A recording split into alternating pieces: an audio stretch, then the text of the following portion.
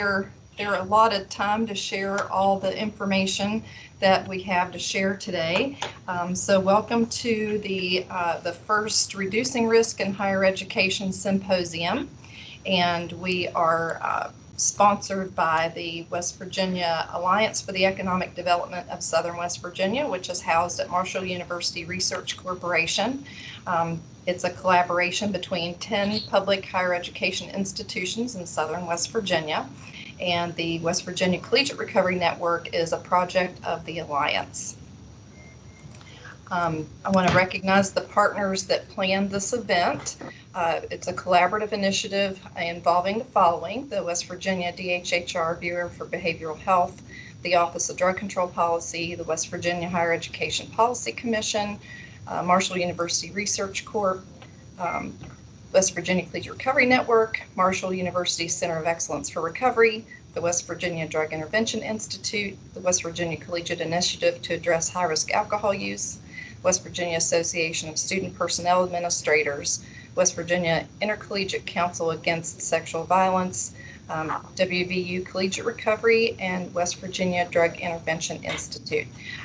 Our continuing education today is sponsored by First Choice Services. So if you are a West Virginia LPC, social worker, addiction prevention, recovery professional, or RN, we'll have a short quiz at the end and evaluation in order for you to get credit.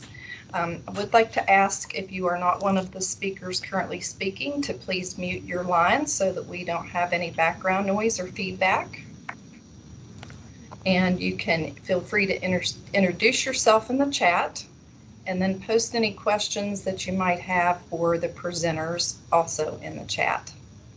So we're really, really glad to have everybody here. We had 60 registered as of last evening and had a number of continued registrations this morning. So we thank you for being here. And today, of course, is St. Patrick's Day.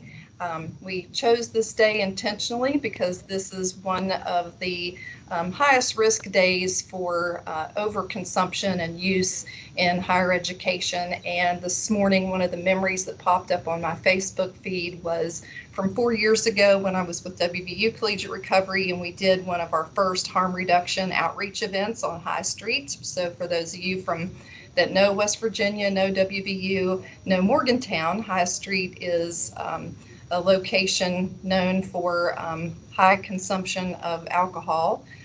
So we dressed up, worked with some community partners, and purchased water, Gatorade, glow-in-the-dark bracelets that had the Help for WV number on it, and we worked High Street for several hours that day, engaging students and just doing outreach to help them mediate some of the risks of that day. So that was a great way to start. And additionally, I can't think of a better way to start today than with our opening keynote speaker, my friend Tom Coderre. Congratulations on your new role, Tom. We're really lucky to have you there, and I'm going to just read some brief excerpts from your bio, and I'll put the full link to the bio in the chat so folks can peruse that and learn more about you if they don't know a lot of your history. Please don't read a boring bio. So Tom has served for many years in various roles, from grassroots organizing to his current role at SAMSA, with decades of public, private, and nonprofit service. He is the first person in recovery to lead SAMSA. His career has been significantly influenced by his personal journey and a philosophy that acknowledges the essential role of peer recovery support services and how those work with people in mental health and substance use disorder recovery and help them to rebuild their lives. My first exposure to Tom, knowing who Tom was in The Anonymous People. And for many of you, if you haven't seen that film, I highly suggest that you watch it. Tom, I think at the time, was the National Field Director for Faces and Voices of Recovery when he appeared in that film, and he was the first person that I had heard speak about how to talk about being in recovery and recovery messaging and language training. So that started a lot of work that we did in West Virginia with going out, showing the anonymous people, bringing in John Winston to do recovery messaging training, because that was before I had the pleasure to know Tom. His legacy also includes establishing the governor's recovery-friendly workplace initiative to change workplace culture and encourage healthy and safe environment where employers, employees, and communities can collaborate to create positive change and eliminate barriers for those impacted by addiction. I could go on and on about the various things that he has done. I'll just mention a few other highlights. He was the Chief of Staff and Assistant Secretary at SAMSA and led the team that produced Facing Addiction in America, the Surgeon General's report on alcohol, drugs, and health. Worked to address parity in the 21st Century Cures Act, and just on and on. So I want to give the time to Tom to really share with you all the thoughts that are on his mind and what he foresees in his tenure upcoming with SAMSA. So Tom, we'll turn it over to you, and thanks again for being here. Of course, Susie, and thank you for that kind introduction, and good morning, everybody, and happy St. Patrick's Day. As Susie mentioned, it's a day that for many of us we have mixed emotions about, but something, because of my Irish heritage, I value still, and at least for the last 2 decades have found different ways to celebrate it than I did the 2 decades before that. So that is extremely good news this morning. And before I begin, I want to recognize that this has been a challenging year for all of us, having to adapt to pandemic protocols like physical distance, and working and recovering from home hasn't been easy, but neither was addiction, and we all faced that challenge and came back from the brink, persevering and supporting each other, because that's what people in recovery do, right? We support each other, and we get through whatever challenges are put in our way. As Susie mentioned, I'm been asked to talk a little bit about SAMSA and how we can support collegiate recovery, but before I do that, I'd like to share a short story with you. It's about a man who, by the time he was 30 years old, was pretty successful by most people's standards. He came from a good, loving family, and he had many friends. He had been employed in nonprofit management and development for many years, and he had risen in his career to become the executive director of a large nonprofit agency. He was also very involved in his community, and he had this love of politics, and was able to get elected to the state senate when he was 25 years old. On the outside, everything about this man's life looked normal, some would even say perfect. However, on the inside, he was tortured. So he turned, first to alcohol and then to other drugs to cope with the stresses he was experiencing. Underestimating the power of those substances and not understanding the neurological consequences of taking them, he quickly became addicted, and his life, this perfect life that he had, started this downward spiral. As his life began to unravel, he started to lose the things that were most important to him. When his family and friends tried to help, he resisted their help and he pushed them away. This caused him to lose them. He lost interest in politics, he lost his job and his position in the Senate, his health deteriorated, he lost his apartment and became homeless. He lost his spirit. He lost his freedom. In the end, he lost everything, even his desire to live. This man's life, which at one time was so full of hope, became hopeless. And as some of you have probably guessed, I know this story pretty well because it's mine. But fortunately, the story doesn't end there. I was able to get the help that I needed. And today, I am a person in long-term recovery, which for me means that I haven't used alcohol or other drugs since May 15th of 2003. So in a few months, I'll be coming up on my 18th anniversary on this journey. And of course, over those 18 years, my life has gotten a whole lot better. In fact, being in recovery has not only enabled me to create a better life for myself, but also for my family and ultimately for my entire community, because that's what happens when we help somebody find and sustain their recovery. Everything around them changes for the better. And recovery is so much more than not using alcohol and other drugs. Recovery, for me, is about creating that better life, which then doesn't make using alcohol and other drugs that attractive. Make no mistake about it. I was a badly broken human being 18 years ago, and my road through treatment to recovery, it was long and it was winding. Even with the services I was fortunate to receive, no one waved some magic wand and I instantly became well. It happened over time, not overnight. And it happened because I had support. I also want to acknowledge my white privilege too. I received certain opportunities that aren't available to everybody. And I think that's wrong. And I'm so appreciative that we are in a time right now where we're all talking about how to expand diversity, equity, and inclusion for everyone. I'm incredibly grateful I had access to psychiatric services and long-term intensive.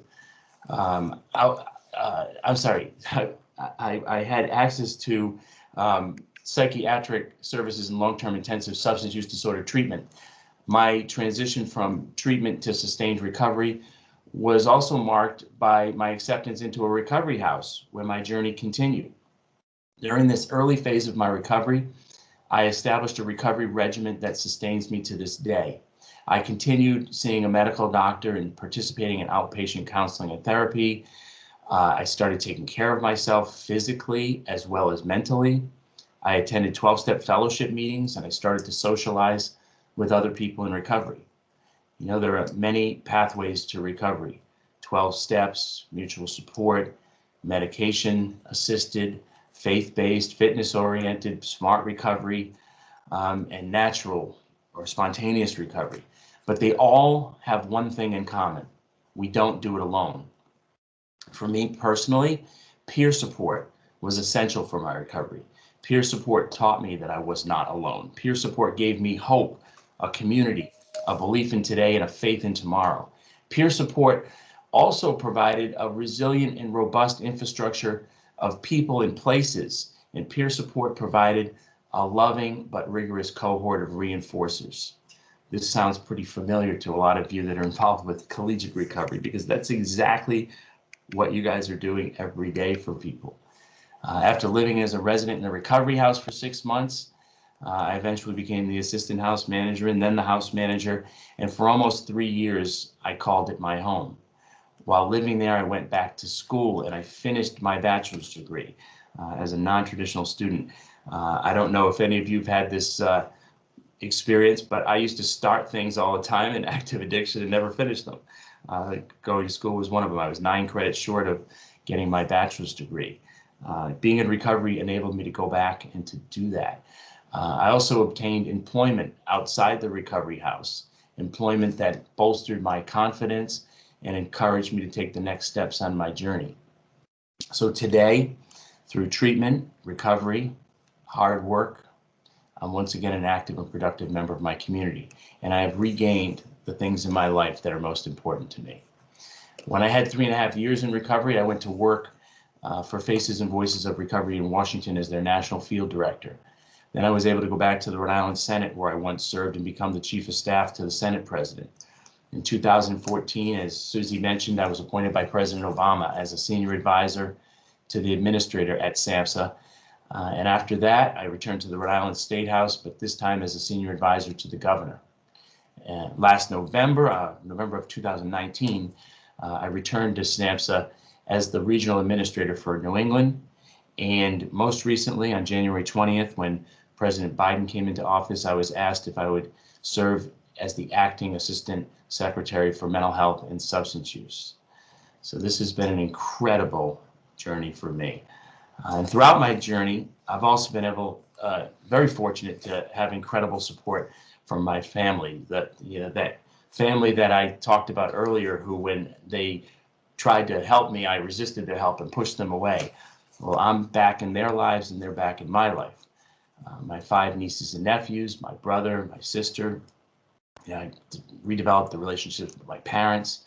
I ended up losing my dad about 2 years ago now, but he got to have his son back for 16 years as a person in recovery. For those of you, or us, I should say, who have damaged relationships with our families, it's certainly a blessing to be able to rebuild them. I also have relationships with people today that are so much deeper, stronger, and meaningful than anything I had prior to finding recovery. This is how recovery has impacted my life, and for all of it, I'm incredibly, incredibly grateful. I wanted to share that with you because I wanted you to know that that's how I'm approaching this work as the Assistant Secretary for Mental Health and Substance Use. This is the lens through which I view the world. And current events are not lost on me.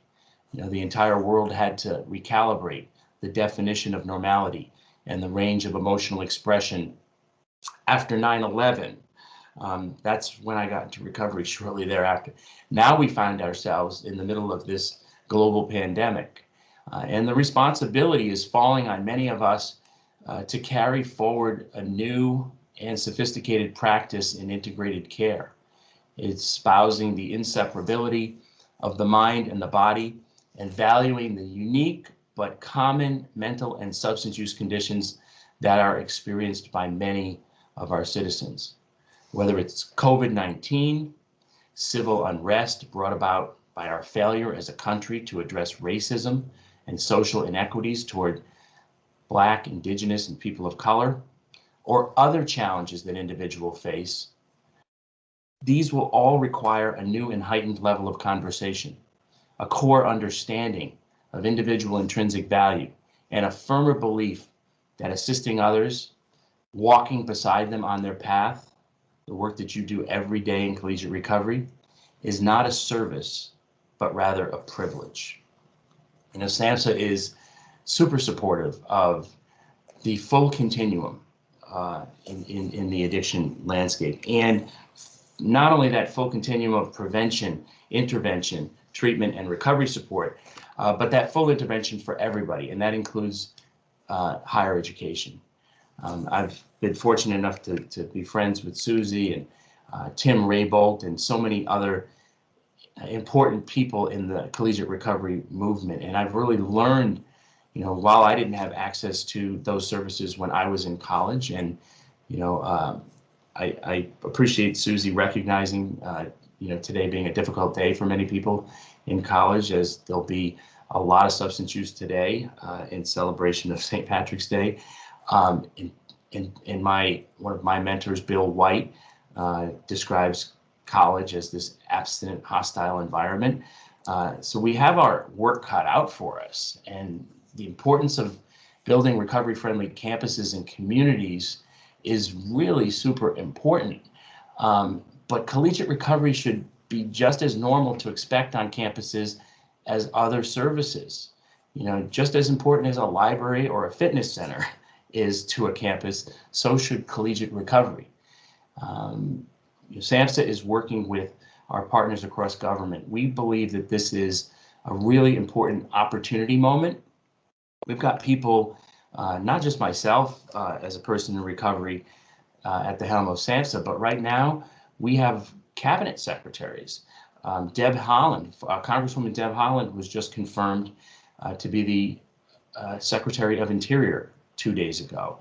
And her appointment as the first Native American to lead the Department of Interior is important, but I'm more impressed that she's a person in recovery. We also have Boston Mayor Marty Walsh, another person in recovery who has been tapped to be the Secretary of the U.S. Department of Labor. We have friends like my former boss, Governor Gina Raimondo at the Department of Commerce, who made mental health and addiction recovery priorities in her administration. We have Dennis McDonough at the Veterans Administration. I could go on and on. This is an opportunity moment. is the point. And we at SAMSA are going to work with our colleagues at ONDCP. And it was so great to see my dear friend Tom Hill, who I know has been a friend to the collegiate recovery community, being named a senior advisor at ONDCP. We have our friend Regina LaBelle, who's leading ONDCP as the acting at the moment. We've got Ariel Britt, who knows and understands collegiate recovery so well, and Rob Kent, who worked on recovery support programs in the state of New York. There's this opportunity moment really means that we have to take advantage of it, as far as I'm concerned. We need to see a whole of government approach to dealing with mental illness and addiction, and this is a moment in time for us. And what are some of the other things that we're looking at SAMSA that we think are important? And I was able to chat with Susie, who went back and forth at least over email about some important initiatives that we should be paying attention to. We have to make it easy for students who are struggling to access care and have policies that support equitable treatment and reentry after treatment, such as medical amnesty, and being sure that students who need to take a leave of absence to get treatment are treated the same as a student who has any other physical health condition. If they were involved in a car accident or they were diagnosed with cancer or some other physical disease, why are we treating people with addiction differently? You know, that's quite frankly not fair, not right, and it's discriminatory. So we need to call it out for what it is, and we need to have policies in place to change that.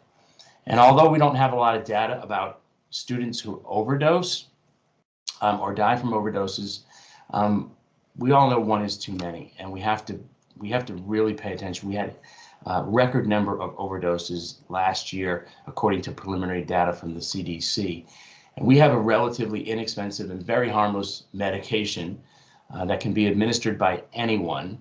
Many of you probably saw the previous Surgeon General's advisory on naloxone.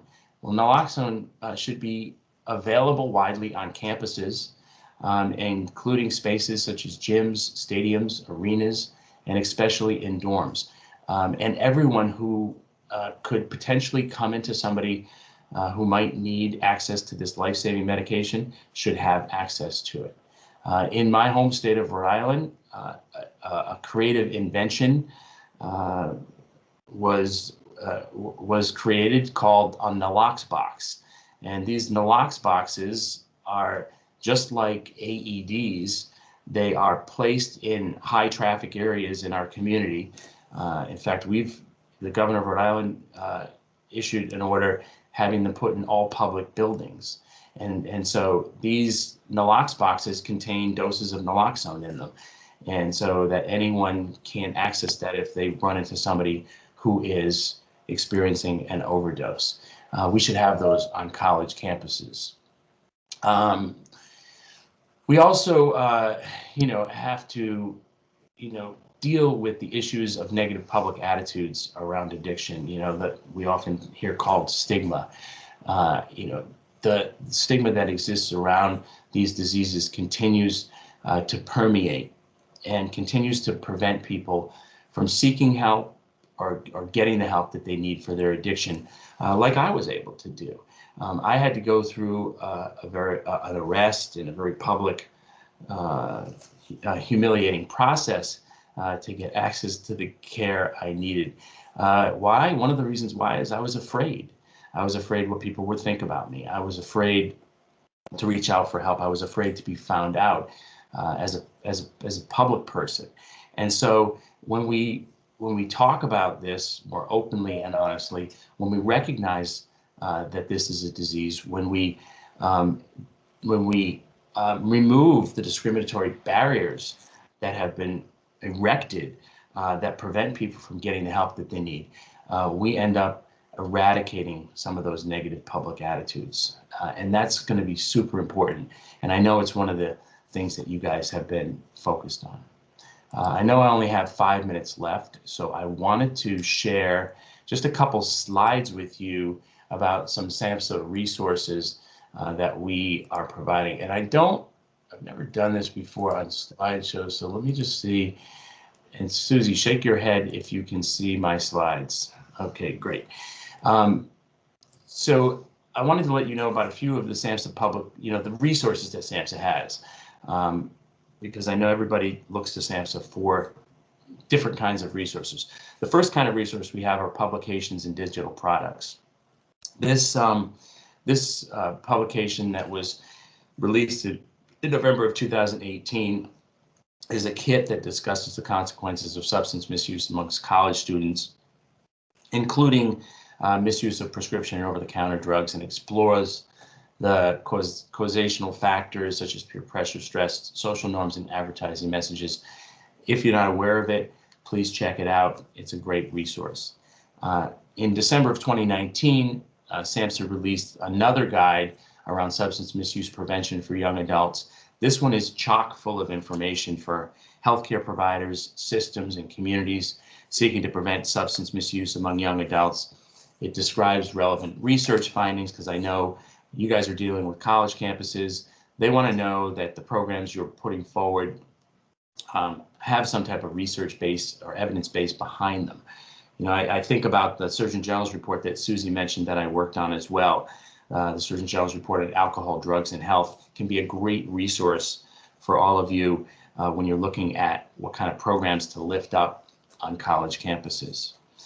We also at SAMSA have an evidence-based practices resource center, which provides communities, clinicians, policymakers, and others with information and tools to incorporate EBPs into communities and or clinical settings. We try to use it to disseminate clinically sound and scientifically based policies, practices, and programs.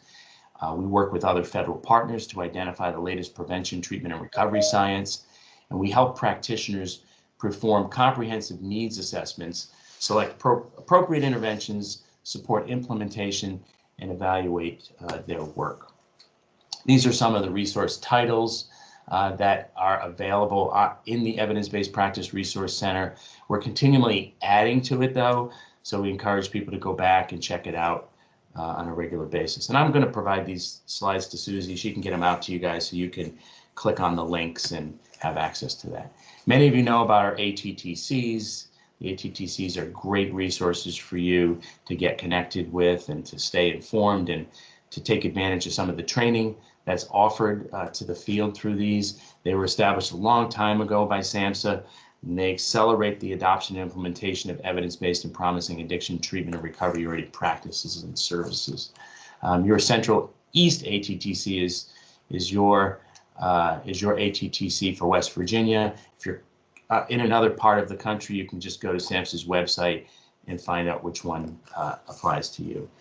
Another place people often search SAMSA for are financial resources. And so I wanted to just mention our grant programs. SAMSA has been blessed by Congress. We have received significant increases to our budget.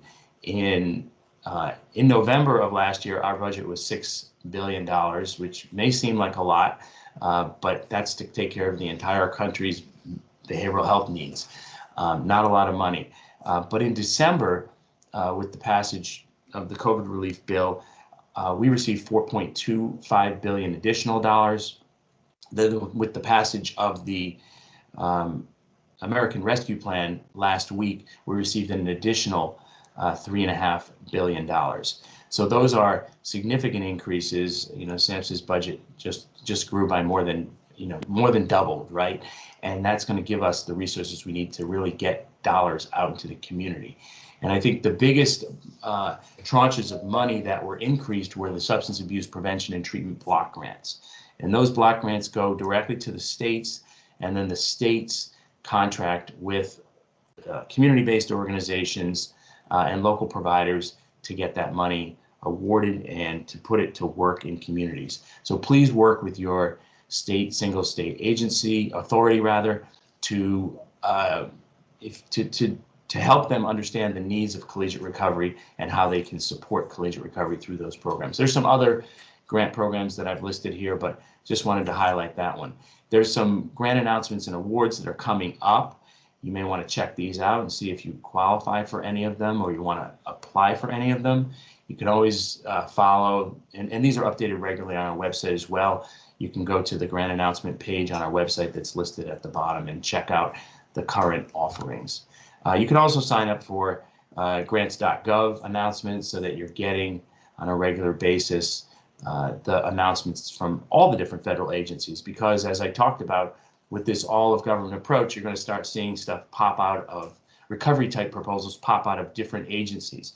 Many of you may have seen the recovery housing proposal that came out of HUD recently, and those grants that are now available for folks. So those can be useful for you.